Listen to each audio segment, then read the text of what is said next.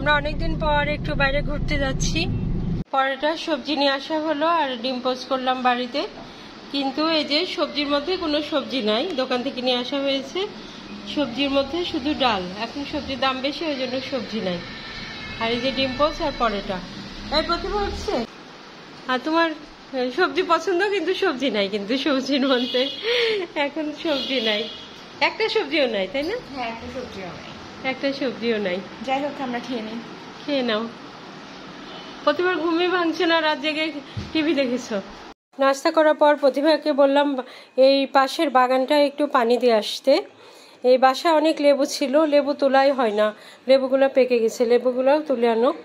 লেবু গাছে পেকে গেছে। কয়টা লেবু হলো দেখি? একটা পড়ে গেছিল, একদম পেকে গেছে লেবু। কালকে আমি দেখলাম পেকে গেছে, আগে তোলা হয়নি তো, আমরা খেয়ালই করিনি। আচ্ছা যাও, বাকি গাছগুলোতে পানি দিয়ে আসো।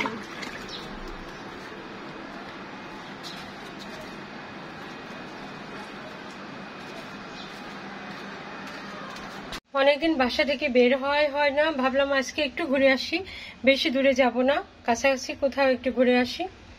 বাইরে একটু গেলে বাচ্চাদেরও ভালো লাগবে, বাসায় বন্দি থাকতে থাকতে বাচ্চারাও প্রায় অসহ্য হয়ে গেছে। ওকে কি ঘুমাচ্ছ প্রতিভা?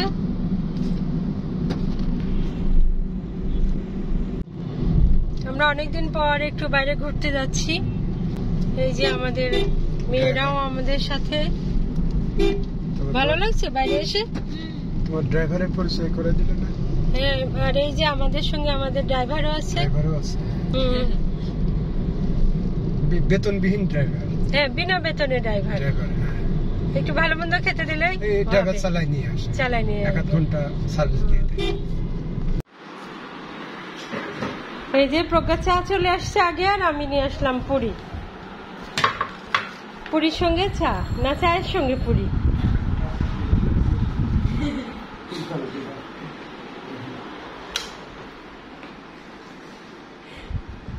প্রজ্ঞা তো চা আগে তৈরি করে তারপর খেতে সকালে নাস্তা করতে পারে না, কফি। ও বোধহয় শীতের দেশে যাবে তাই প্র্যাকটিস করছে। তুমিও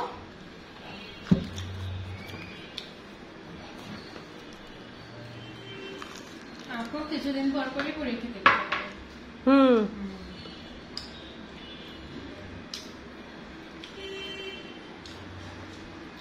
পেঁপে, তাই না বাবা? শসা না, মনে হচ্ছে পেঁপে। পেঁপে না?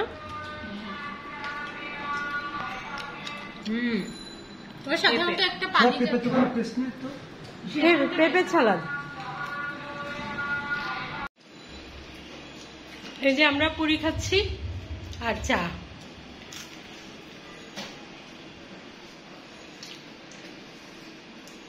তুমি তো এক গামলা নিছো বাবা। কফি আমি এভাবে খাই।